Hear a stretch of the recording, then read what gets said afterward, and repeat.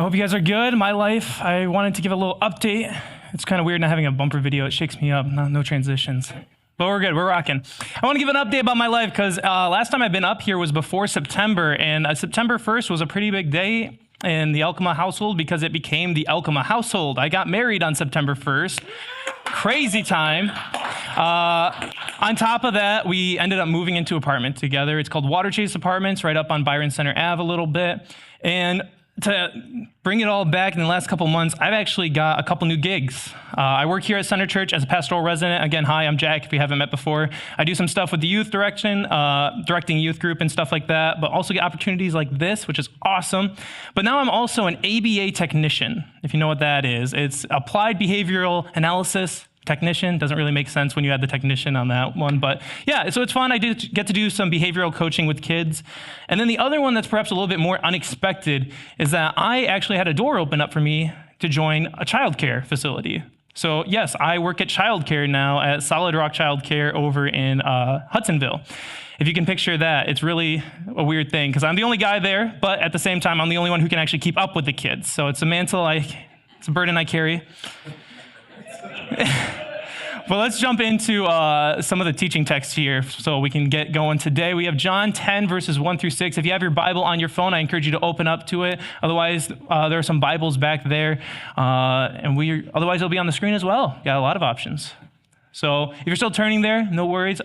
We're going to jump in at verse 1. John 10, verse 1 starts off with Jesus' words to the Pharisees by saying, "Very truly I tell you, Pharisees, anyone who does not enter the sheep pen by the gate, but climbs in by some other way is a thief and a robber. The one who enters by the gate is the shepherd of the sheep." A very important figure. "The gatekeeper opens the gate for him, and the sheep listen to his voice, and he calls his own sheep by name and leads them out. And when he has brought out all his own, he goes on ahead of them, and his sheep follow him." And this is the important part we're going to focus on today, "because they know his voice. But they will never follow a stranger. In fact, they will run away from him because they do not recognize a stranger's voice." And Jesus used this figurative speech, but the Pharisees did not understand what he was telling them. Well, hopefully we'll have better luck today as we jump into it. And I will be transparent. As I was doing some research and preparing this message today, something dawned on me. Again, maybe it's just because I'm in childcare freshly now, but being a shepherd is a lot like working with kids. Maybe parents, you can picture this a little bit. If not, let's jump in. I think I have a couple good comparisons here that make sense. So what is being a shepherd? You have a flock of sheep, right? And your job as a shepherd is to care for them, to protect them, but also to make sure they stay as a flock. Sheep like to wander. So shepherds have this little shepherd's hook that's a staff with a little hook at the end that they use to wrangle some lost sheep. And I wish I had a hook like that for when I'm trying to get the kids off the playground. They do not like to listen. And even further, you just got to keep 10 preschoolers together, which is not near impossible, but yes, nonetheless, you got to keep them in a flock. And on top of that, a shepherd's job is to clean up after the sheep. Shepherds are walking around with the manure of the sheep, gone wherever it is. You got to watch where you step. And just like that in childcare, we're looking out for feces bombs wherever no, I don't even know if I can say that, sorry. But it's something similar. We're still managing through potty breaks and different accidents that are unfortunate, but always going to happen. And then another comparison I'll make is something called green pastures. We see in Psalm 23 where he leads me by green pastures, this luscious grass meadow, and all these nice, cool, still rivers and streams that lie there, where the shepherds and the sheep can just lay down and they can rest. And we call that nap time in childcare. We don't have the nice grass. We have little tiny blue cots for the kids to lay on, and we have the sound of whales and waves to lull them to sleep. Well, as best as we can try. And another thing that became apparent, it took about a week of me being in childcare. You see, in this first week, I did not have a problem with getting the kids to play. They were let's go play tag, or their favorite thing was to just do a bunch of different things. I can't even tell you the games they make up. Dinosaurs, jail, bad guy, good guy, all the fun stuff. But when it came to actually getting them to do the things I needed them to do, like sit down for lunch, we got to go to the bathroom, come on, let's go inside, that was a lot harder for me. They did not listen to my voice at all. And I think the reason why became apparent about a week in. You see, we sat down for lunch, and this little boy, he looks at me, and he goes, "Why are you here?" I'm like, okay, good that you know what to look out for, I guess. But then I'm like, oh, I'm your teacher, because that's the power in a position that's been entrusted with me, my responsibilities. I'm supposed to help lead and teach these kids. So I say, well, I'm your teacher. And he looks me right in the eye and a smile grows on his face. He goes, no, you're not. No, you're not. He goes, you're a boy. Just like that. He goes, you're a boy. And at that moment, a little light bulb went off in my head because I'm like, oh my goodness, I'm the only guy here. So for them, I look like the maintenance guy who comes in. I look like the dad that drops them off. I don't look like their teacher. And he even affirmed this by saying, again, this is some shocking insight from kids, And they said, teachers are girls. You're a boy, just to add that on. But that's the case, right? I mean, I'm the only guy here and they don't have guy teachers. So for me to come in, I don't look like a teacher to them. I'm not a voice of a teacher to these kids. It's plain and simply, a girl's voice is. A woman's voice has way more power over these kids than I ever could. Hopefully I'll get there eventually, but that's what it is right now. That's the reality. These kids have a voice that they listen to. And we just read in John 10 that the sheep have a voice that they listen to as well, the shepherds. That when the shepherd calls out these sheep's names and they call them closer to, the sheep listen. And they want to listen. They run towards the shepherd. So just like sheep are similar to kids here, I think we, even as a church and as people, regardless of where we find ourselves, we also have a voice in our life that we listen to. Whether you realize it or not, there is a voice in your life that has authority over you. So I want to ask you right now, whose voice do you listen to in your life? I mentioned I'm married, so my voice is my wife. I'm learning. It's my go-to. No, I'm just kidding. But not. So then who is the voice in your life? Who's the voice in your life? Is it your spouse or your partner's voice as they continue to challenge you and they encourage you and support you throughout life? Is the voice that you listen to your parents' voice? Even to this day, just the way they have guided you and helped you develop has been a source of discernment and comfort that you still look for. Is the voice in your life that you listen to the voice of your boss? Do you have a good connection with your boss that when they give you encouragement and critiques that you take that seriously? Or is it your children's voice that you seek to listen to them to no ends because you love them so dearly and you would do anything for their comfort, their safety, and their security? Center Church, whose voice do you seek after? Now, I'm going to go Sunday school answer here, but the answer is God that we're going to get to. But it can be other people in your life too. But it's the point to be aware of here. Whose voice do you seek after? You see, we've been in this sermon series called Everyday Influencers. And we've been talking about what it looks like for us as Christians to be an influencer of our faith in our everyday lives. If you're here last week, Pastor JJ brought an incredible message about how we're not called as Christians to sit in this meeting place with our plush carpets, but to be out there in the world doing some life-saving work. But what does that really look like? How do we do this life-saving work? Well, I think that's why Jesus shows us here in John 10. It was this helpful analogy of shepherd and sheep. You see, this idea of shepherd and sheep is not a new one, but it's one that's been prophesied over for a long time. We see in the books of Jeremiah, Ezekiel, Zechariah, that there is a prophesied true shepherd that is to come. And here in John 10, Jesus is claiming that mantle, saying, I am the fulfillment of this prophecy. I am the good, true shepherd. I am the one whose voice the sheep listen to. And from this, we need to look at it because it's a very important thing, right? Whose voice do you listen to? Is it the shepherd's voice? I'm turning that to you. Is it the shepherd's voice? Do you know the voice of Jesus in your life? Do you seek and follow it? And let me give this a little analogy that Jesus also gives. It's from verse 5, John 10, verse 5. What does this voice look like? Well, it's not the stranger's voice, which we see. For the sheep do not know the stranger's voice. The strangers come in and they go, and the sheep don't know them because they know their shepherd's voice, a voice that has been built upon trust and relationship and time and work, intentionality. That is how we find the shepherd's voice, and that's why we trust it. I mean, to help illustrate this, there's a really cool story that happened in World War I. You see, out in the city of Jerusalem, there were troops stationed. And as any war does, it drains their supplies to the point where they have very little rations left. So they have this idea one night as it's getting darker. There's a couple flocks of sheep, a couple hills over. Why are we starving here when we could go and have some actual sheep, some good food to have?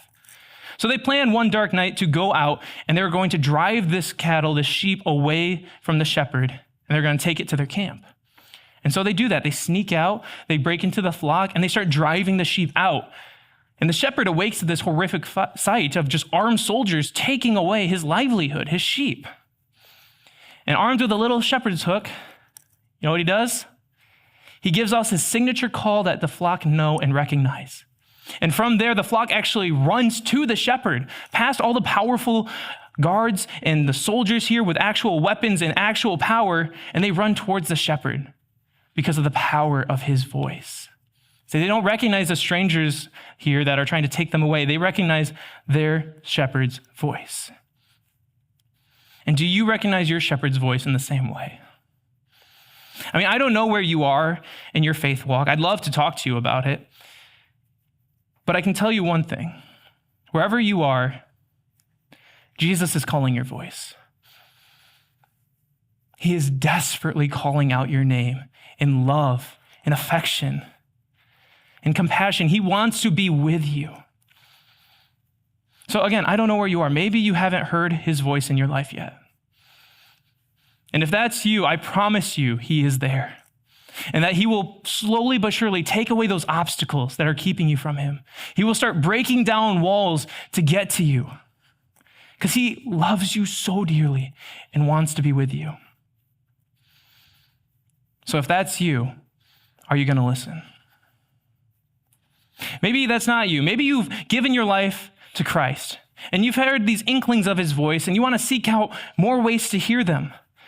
Well, if that's you, then I want to affirm you because you're in the right place. Because here at Center Church, we all share that drive and that passion to hear his voice, to be with him, whether through prayer, worship, our praise, our fellowship, with everything we have, we want to hear that voice and be with Jesus. So are you going to listen? And again, maybe that's not you. Maybe you've heard his voice your entire life, but now something has happened. Something unbelievable, something you never thought could have happened to you and your family. And you feel frustrated about where you are. And you say, if I've listened to this voice for so long, why is this happening to me? Why is this happening to me right now? And again, I don't know what you're going through, but I know one thing, and that's the voice is still there. The shepherd is still calling you, and he wants to be with you. And he wants to comfort you and just hold you. So are you going to listen?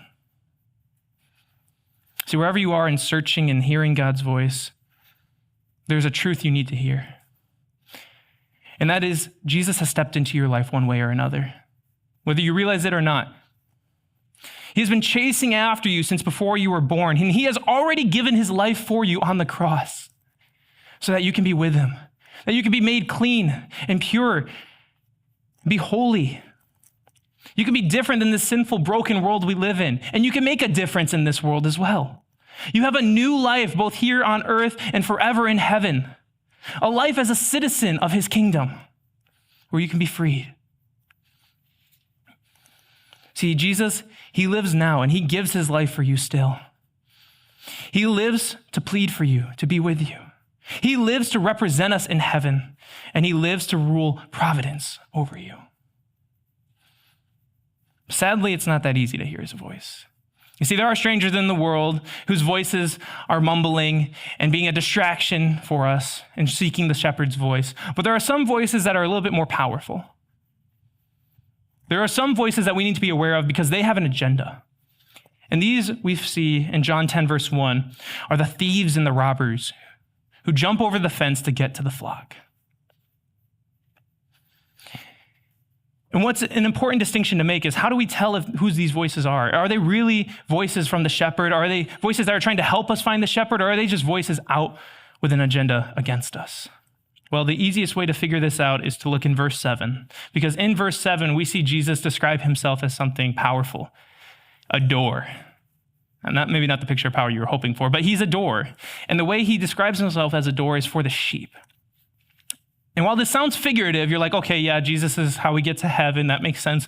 No. He's describing himself as a literal door, because back in the day, in the pasture lands, sheep's pens were made with one entrance. It was just two rock pillars. with a space in between them. There was no actual door here because the door was the shepherd. The shepherd would actually lay down in this gap and act as a door, keeping the sheep within the flock and keeping the threats outside of it. But here we now see the thieves and the robbers who enter the flock by jumping the fence, who don't come through the door, don't come through Jesus to get to us. They come over the fence. So if they'd come without the voice of Jesus, maybe that's something we should be aware of. On a side note, that's also something I do in childcare a lot, is act as a door. I got a good move where I put my foot out and hook the kids from running toward. Okay, never mind. But anyways, keeping you guys awake. These thieves and robbers, they come with an agenda. They want to take you and they want to fulfill their own ambitions. I mean, it's pretty easy to tell who are thieves and robbers in our world, especially right now. I mean, you can't look anywhere else in the world, like anywhere in the world, without hearing these voices vie for your attention, trying to get something from you. I mean, I could list off a couple, but you're probably already picturing some in your mind. I mean, we have celebrities right now who are using their position of fame and wealth and a power to just satisfy their own desires of getting you closer to them, of taking stuff from you. You have politicians who are trying to offer you a world of whatever you want it to be, a world made in your image, as long as you agree to vote for them. The businesses who promise to give you whatever it is you desire, as long as you give them your loyalty and your dollar. See, there are loud voices in our world that vie for your attention, that want you to leave the shepherd and go towards them. They offer to fulfill your needs and your desires, and they promise you whatever you want to hear. But that promise only comes from their position and their achievements. They have no actual power because they don't have the trust and relationship with you that Jesus does.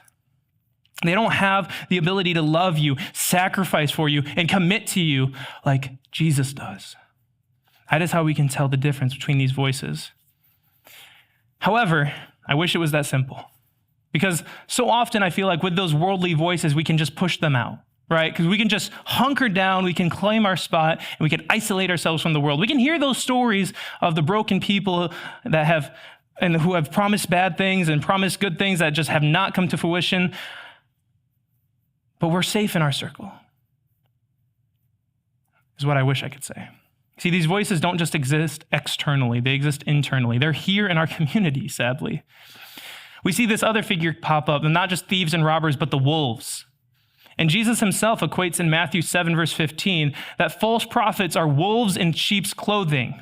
This isn't just some nursery rhyme. This is a thing that Jesus wants us to be aware of, is that wolves are in sheep's clothing. So they're not just thieves and robbers who are coming in from the sides, from the fences, but they're here right now amongst us flockmates. These voices are internal as well as external. But you want to know what? As scary as that may be, the shepherd's voice is here too. And he's still calling you. The other voices may draw your attention, but we can always remain faithful to the shepherd as he remains faithful to us. So then why do we even talk about these voices? Well, because it's a good thing for us to be aware of. See, Jesus wants us to center ourselves on him before we can try to show him to others. We're talking about everyday influencers, how we were called to be an influence in our world every day. And I know you want to see the world changed. I know you want to see it changed in Christ's image. Because the world right now is broken, and I don't think we have to argue much about that. Our soul just turns in turmoil. I hope yours does as mine does, that the world we live in needs help. But before we can go out there and be an influence on it, before we can go out and be an everyday influence, we need to be influenced every day ourselves. Did you catch that? We need to be influenced by the shepherd's voice every day before we can go out there into the world. That is why it's so important for us to hear the shepherd's voice and to know it. And once we know the shepherd's voice, we can then draw from that strength to be sheep who shepherd fellow sheep. I know that's weird. I said it first service, I'll say it again. This is a little bit of a soapbox, so this is weird. Ride it with me. I think I'm cooking on something good though. So we need to be sheep who shepherd sheep. What does that mean? Well, at the end of this passage, in verse 16, that we see this idea of shepherding and such, we see that Jesus talk about there's one shepherd and there is one flock. And I think so often, especially in our Christian saturated communities, we draw the intention of when we go out there to do Christ's work, we need to be the one who saves those people. And we try to take this role as a shepherd upon ourselves. We're saying we're shepherding people. We're going to be the shepherd. And we go out there in the world trying to save them. But I think that's a fool's game. And again, write it with me, please, because it's a weird thing I'm saying. It could be nitpicky, but I think it's important. Because we're not called to be shepherds. We're called to be shepherding people. We're called to be sheep. There is one flock and there's one shepherd. And Jesus already fills the role of that shepherd. We're called to be sheep. We're called to just be out there in the world. And not just to be sheep, but sheep who shepherd our fellow sheep. See, we don't have the voice of unconditional love. We don't have the saving grace that God has already shown us. We've experienced it. We know where to find it if we know where the shepherd's voice is, but we can't give that out ourselves. We can show people where to go, and that's what we're called to do. We're called to be sheep who shepherd sheep. In other words, we're supposed to be in the flock. We're supposed to be in the everyday that we can then influence the everyday. Let me say that again. When we're in the everyday, we can then influence it. But so often I feel like we push ourselves back. We pull it back because we're scared to. We don't want to mess it up. And then we get to this picture that I think describes this in the text, which is called a hired hand. You see, the hired hand is the one who imitates the shepherd, which is what I feel like we struggle with sometimes. Because we want to see lives change. We want to see a difference made, but we're scared to mess it up. Maybe this is me personally, but I get scared sometimes to go out there into the world because I don't want to fail God. I'm going to be really vulnerable here, so please give me a little bit of grace, but I'm hoping you guys can empathize a little bit with this. I'm scared to go out there and have a conversation about my faith. I'm terrified to. I'm scared to go out there, as JJ said, and pop those bubbles. Because if I start a conversation, what if I mess it up? What if I'm the Christian that failed them? Now they're never going to know Christ. I didn't save them in this conversation, so why should I even go out? Because I just ruined it. I'm going to mess it up. And we put this weight on ourselves, especially me. I put this weight on me all the time, that if they ask me a question and I don't know the answer to, they're going to be like, ha, I knew it. You're a sham. This whole thing is bad. And I don't save them, and I'm the Christian that failed. I don't need a show of hands, but I'm going to raise my hand because I think I really struggle with this. I know I really struggle with this. Because I try to be this hired hand sometimes. I put this weight on myself. When in actuality, all I'm called to be is a sheep who shepherds sheep. All I'm called to be is when I go in and initiate this generic conversation. I mean, what do we say? The way to save people is to take them out to coffee and share your faith and you're good, right? That's a generalized way in the Christian culture. And when I go and do that, the real way that I make a difference isn't by leading them to Christ in that very moment. I'm like, oh man, I forgot my Romans road. Oh man, I forgot all these tools for evangelism and such. Or they just heard my story and they're like, that's cool, but that doesn't apply to me. You see, when I'm a sheep who shepherds sheep and not a hired hand, those questions that I'm asked that I don't know the answer to, I can then reply with 3 magic words. And they're not, I love you. They're, I don't know. I mean, that sounds like heresy, right? It sounds like, oh, well, then you're failing them already. But again, that weight of saving them, that burden is not our own, but it's the shepherd's. We know where that voice is. We just have to point them to him.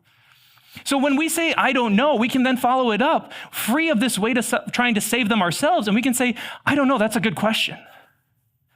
I don't know, I've never thought of it that way.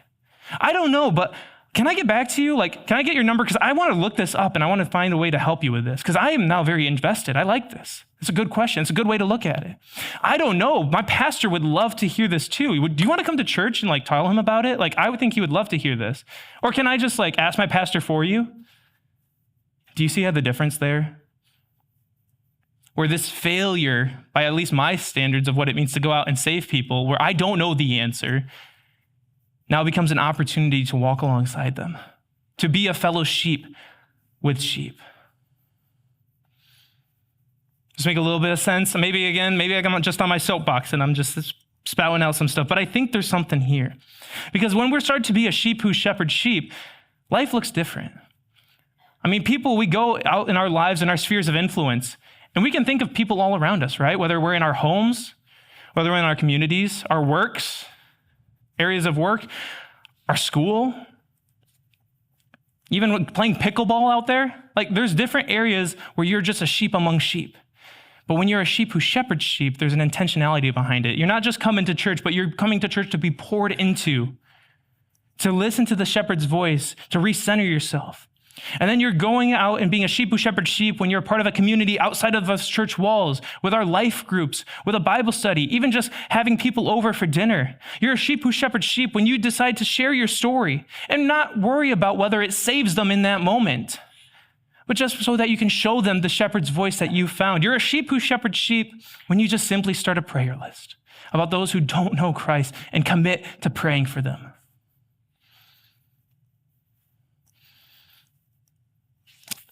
Church, we have our good shepherd.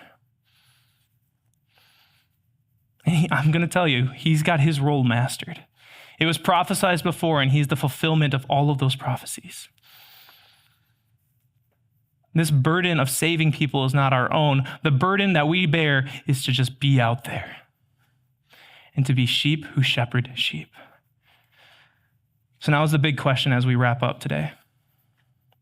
Who are you shepherding? I'm mentioning those sheep that you can be around, but who are you shepherding? And it doesn't have to just be that one person. Sometimes I've always heard pastors say, who's that one person in your life? Because they're trying to start you small. But at the end of the day, who are all those people in your life that you could be shepherding with?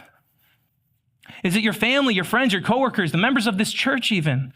Is it a close friend who is just struggling with anxiety and needs someone to walk alongside of them, to comfort them and reaffirm them? Is it the coworker who's swamped in their work and their pressures that are being placed on them and is just looking for someone to be in that pit with them? Is it the family member who has questions about the concepts of faith and doubts about God? Is it the student who looks up to you as a role model and looks to you as a guide for their life? Is it the partner of your life who is facing burnout or spiritual emptiness? Is it a new believer who feels lost and just wants someone to talk to them about this thing called Jesus? Who are you shepherding? It doesn't take much. You're not called to save them yourself. The shepherd's voice is there, and that is why it's so important that we know his voice.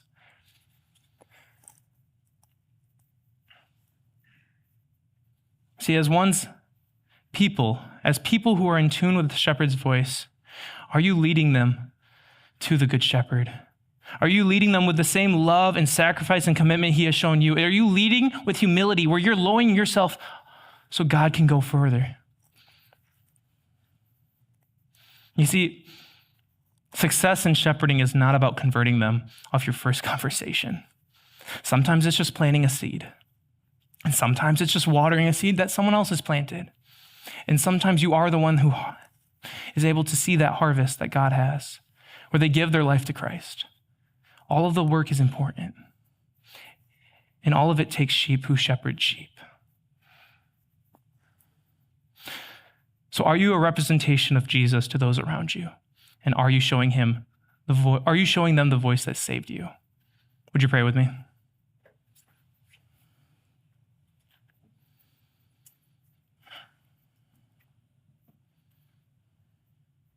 Father God, we just turn to you in this moment. Lord, humble our hearts and our mind so we may see more of you.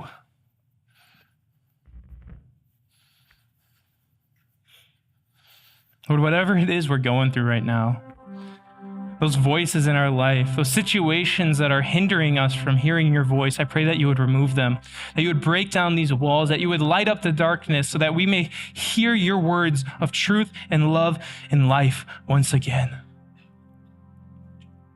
Lord, this isn't just something we do. We don't just come here to church. We want to be empowered so that we can see your kingdom grow and move outside of these walls.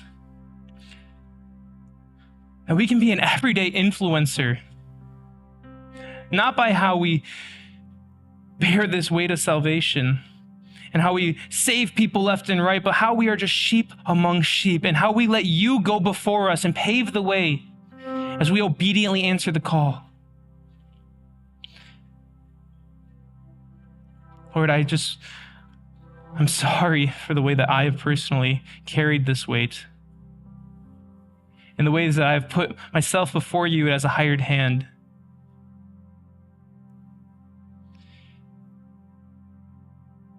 Humble my heart, God. Humble our hearts, so that we don't get in the way of the good works you have planned out. Lord, we want to see you transform our world, our communities, our families, to bring change that only you can bring. So we offer our everything to you now. Fill us with your Holy Spirit and send us boldly and bravely into the world. I pray this in your powerful name. Amen.